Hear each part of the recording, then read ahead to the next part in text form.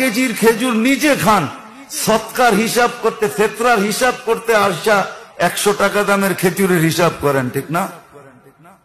রাগ হয় না, কিন্তু নিজেকে নিজে প্রশ্ন করেন যে আমি কি করলাম।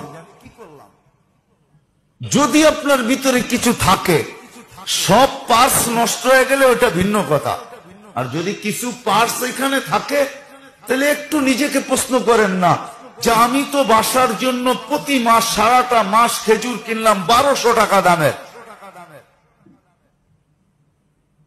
সুক্কারি কিনলাম 3 কেজি 1500-1600 টাকা দিয়া, আর ফেতরা দেওয়ার সময় আইসা হিসাব করতেছেন 120 টাকা খেজুর, কেজির খেজুর। খাইলেন কত দামের, দিতেছেন কত দামের?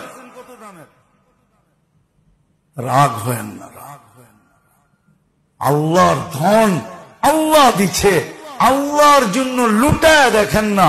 আল্লাহ বলছে আমার জন্য যে লুটাবে তাকে আমি কমাবো না, ওমাই ইউকরিদিল্লাহ কারদান হাসানা ইউদাইফুহু, আমি তোমাকে বাড়ায়া দিব, দুনিয়ায় 10 গুণ বাড়ায়া দিব, আখিরাতে হিসাব ছাড়া দিব। নিচে খাইলেন 1200 টাকা দামের খেজুর, আর ফেতরা হিসাব করতেছেন 120 টাকা।